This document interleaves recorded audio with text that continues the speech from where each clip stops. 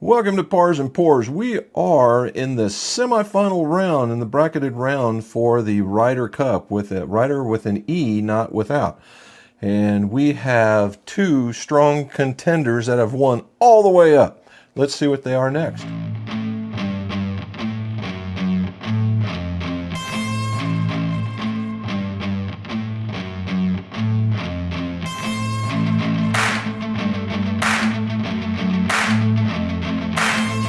Welcome back to Pars and Pours, the golf-centric whiskey channel. We're talking about the RYDER Cup. And this is kind of an informative series where we talk about some factoids from the RYDER Cup, some information for Bethpage Black so you can see it when you're on TV. You can say, oh yeah, I heard that once before.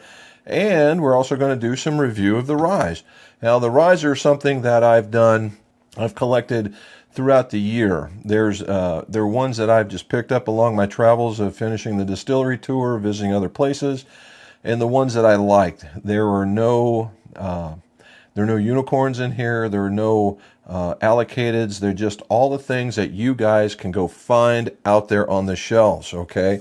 And most of these I've went and got from distilleries. So if they're in the distillery, you know you can probably go get them out on the shelves. Okay, so what have we done? We've gone through, and one of the most surprising ones so far to date has been Castle and Key. Castle and Key, this is the restoration rye. This is the 2023 batch that I picked up. It is batch 1, aged 3 years, bottle number 29807. And it does not talk about anything else other than that. It is a 106.5 proof bottle, right? Now we'll talk about some more of the interesting things about Castle and Key and the things they've done. I'm just here to tell you that it's been a surprise, and I'll tell you here in a little bit. The other one is the Hard Truth Sweet Mash Rye Caramel Malt, and it's Mash Bill RW4. And this one was in rack house number 2, and it was dumped in 23 also, and is 116.6 proof. All right, this is batch number 2, and it comes from 10 different barrels. Now, if this runs true with this has got rye, corn, caramel malt, notes of shortbread, vanilla, and all the other things that you're going to get in here. Okay, now the difference between what these guys like to do here is instead of 95 ryes, they use 94.6 ryes. So it's just a percentage off, but that's the idea of changing the flavors. Okay, so we got the big contenders and hole number 16, and the idea here is we're going to talk about Bethpage Black. Bethpage Black, this is a 501 par 5 number. It's between number 5 and number 3 hole on the course. The last one of 14, that was the number 2, and in both of these instances, what you saw was just straight on fairway and turn into the green. You go, well, how is that so? You know, all the other holes have been surrounded by sand, they've been narrow, they've done all these other things. And what makes these things so hard? Well, two things. The landing area is very, very narrow, and, you know, these guys can bomb the ball pretty good. And the greens that they're landing on are the size of a postage stamp and have massive, massive amounts of undulation. So it's the first shot off the tee is not so bad, it's everything else leading into it. So that's hole number 16. Some factoids. The factoids, we've talked once before about the youngest player out there was Sergio Garcia at 19, but the oldest player was Ray Floyd at 51. All right, so on both sides, so that's pretty good. All right, so there's also another one. I'll give you two on this one since we're getting close. Okay, and the other one was the biggest rout. The biggest rout was Team USA against Great Britain. So, because they didn't expand into getting Europe until the 70s. So this was a Great Britain rout, and it was 23.5 to 28.5. That was a huge disparity there, and probably one of the reasons why they started including Europe. Okay, so let's get back into the rye. All right, let's start with Castle and Key like we talked about before. Castle and Key is just outside Frankfurt and got its history from Colonel E.H. Taylor. E.H. Taylor started his business on this particular piece of property And what he did was he tried to make it into a destination. He was the very first of his kind, to the point he built a railroad that would come all the way from the Louisville, Lexington area and drive all the way into Frankfurt on a train. And to the point there, the train station that you stopped at is still there and part of the property, and they use it as a place to serve mixed drinks. It is very, very cool. Now, other things that I've told you about on this one is, you know, Colonel Taylor was a very traveled individual, and that's where he got the ideas for where the style of the distillery was at. The actual distillery proper was in the shape of a castle, and during the tour, what they said is that he got the idea for a castle while he was visiting the Queen of England. So this guy had some pull, right? The other part where he was collecting his water, where they would use the basin and people would stand around, he got it when he was traveling in Egypt, in that particular region, and it was where columns, and they were just had this huge platform with this huge roof, and it was in the shape of what we would call a keyhole. So that's where now today they're calling it. It was in the shape of a keyhole. And so this is where the Castle and Key comes from, although I don't believe it was called Castle and Key when E.H. Taylor had it, but that's where the idea for the name comes from now.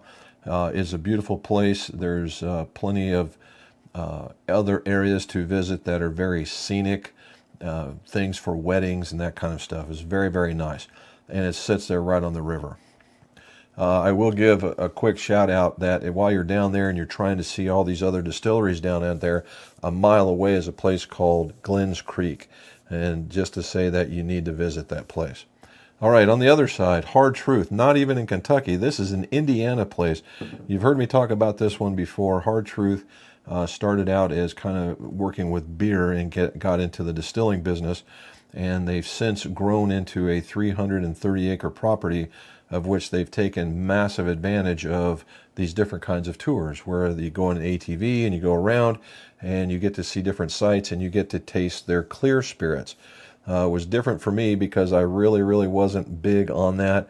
However, it was an eye-opener as far as clear spirits go. And then they also have what they call a tiki tour. And a tiki tour, it goes down to this nice sand-prepped area like you're on a beach, and you climb on their boat and you travel around in the pond. You do several circles in the pond. You get to drink, again, another series of clear spirits and different mixed drinks. Now, there's yet a third tour, which is the traditional tour, where you get to see where they make the bourbons and the ryes. And they also talk about finishing and barrels and all kinds of stuff. They really have done it very well, and there's a nice restaurant on property, and there's an amphitheater. So there's a lot going on in the little known area of Nashville, Indiana. Alrighty, so they also have worked with John Mellencamp to do what they call face bottles, and it is very, very nice. The reason why I kind of dig in this guy is because the owner is an ex-Navy helicopter pilot, and he was on a couple of ships that, for me, were historic in nature, and the guy's just a pure gentleman. Alrighty, so now that we've got it, this doesn't say any age statement on it, other than it was dumped on 23 again. But if you look, we will start with color on this one. If you look, there is a pronounced coloring issue. It's not super dark, but it's certainly darker than this. Okay, so we got started with the last one we did with the left, so this time we're going to start with the right. And again, in order to win, we have 3 categories. One is uniqueness. This is going to be kind of hard knowing the histories and what both of them have done. And then we have palate, and we have the nose.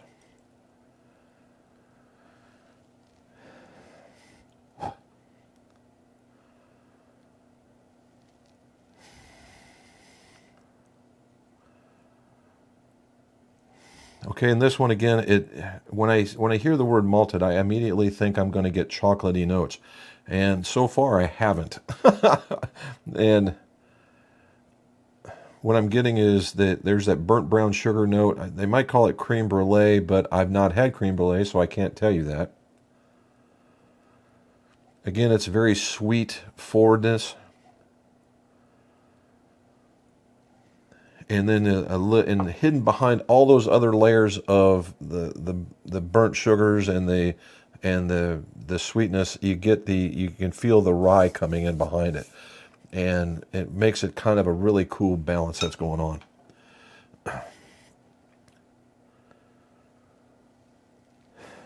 Now in this one, so this one has evolved since we've started it. When I first got it, it was like Flintstones vitamins, and it was very off-putting. Now that I've had it open a few times, it's tend to gone away. This is very, very light, as one would think. And all I'm getting is a very faint hint of the rye. All the other layers that it's had before, I'm not picking them up right this very minute. So we'll try one more time going backwards. I'm getting a lot of earthy tone now. When you talk earthy tones, it's not like dirt. It's more like hay, grains, those types of things. If you've been on a farm, which my family was from Nebraska and Iowa, so yeah, you get a lot of those tones when you're, if you've ever baled hay, you know what I mean.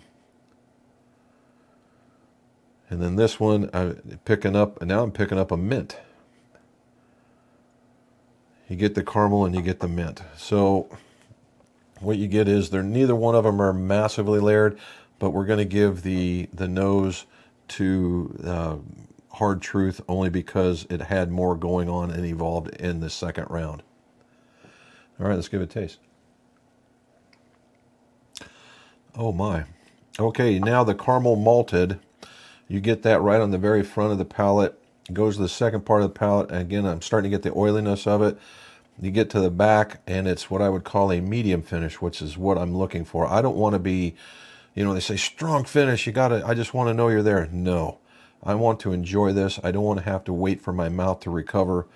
And this one is on all 4 cylinders right there. All 4 cylinders tells you what era we're in. How about all 8 cylinders? All right, let's get to the Castle and Key. In fact, we're going to do this. Let's wash it out a little bit. Yep, there's the earthiness. Now that's different. The nose and the palate aren't anywhere near the same. You do get the rye up into the front. There's every bit the earthy tone, but you get the rye up into the front, and then you just get these light flavors. It's hard to describe it's not a fruity note by any shape of the imagination. It's just as if it just needed like more time in the barrel. That's really what it was. A couple more years and this thing would be an outstanding product, which is where they're at right now. The stuff that they're putting out now is older, and I can tell you that they're going to be much, much better. So you get the rye in the front, almost a drying sensation in the middle, and about the same type of finish on the end. Yep, there it is. When you get the earthy notes, you also can sometimes pick up a sour note, and that's what I got. The sour note's not nearly as off-putting as like a raisin for me or a Flintstone chewable. I've not got either one of those, but it is what I would call a traditional style rye. That's what we're looking at. Now, one more thing about the uniqueness for this guy is that obviously the bottle shape is more in line with the key part of the Castle and Key, and that the bottle is a very, very hard metal, a very heavy metal, and that if you're really wanting to be truly fancy, you could take your ice ball or your ice cube and you could lay this on there and let it melt its design into it. Kind of a neat little expression.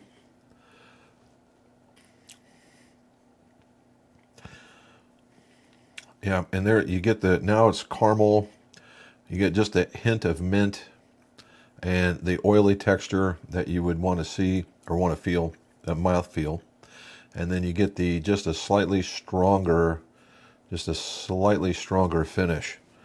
And this one being at 116 to 105. Okay, so probably should be like that. So we get into that one. Cool part in this bottle is it's a little bit larger shape, and it's got places for handholds on the side. Now, when they talk about the cork on this one, the top on this is actually true cork. that they cut out, and then this cork underneath is actually synthetic cork. So kind of cool that way. Alrighty, so the as far as nose and the palate, they're both going to go to Hard Truth. They delivered a little bit more depth. They built the palate delivered on the nose, and it gave me the 3 layers that, you know, your taste, the oil mouthfeel, and then the type of finish that I like to look for. It's not to say Castle and Key was bad. You just have to have a winner. I've said that many times. And we're going to split uniqueness as well, because they both have their, Castle and Key has a history that's just outstanding, and one needs to go see. Now these guys are building their history, and they're making it in their own fashion that is taking up on today's traditions, and one should try and go see that one as well. So again, we're going to let Hard Truth is going to move on, and Castle and Key is going to watch for the last 2 holes. Not bad for semifinals, right? Both are winners. Again, the newer product that's coming out for Castle and Key is going to work, and I'm here to tell you that these guys are starting to age up their stuff as well, and as they get older, it's only going to get better. Alrighty, so there it is. Hopefully you enjoyed this. Hopefully you liked it, and you will subscribe and keep up with us. There's only 2 more holes left until we're done with the Ryder Cup. So please like, subscribe, tell your friends, tell your family, let them know so they can know when these videos drop. And as always, let's see you save your pars, but share your pours.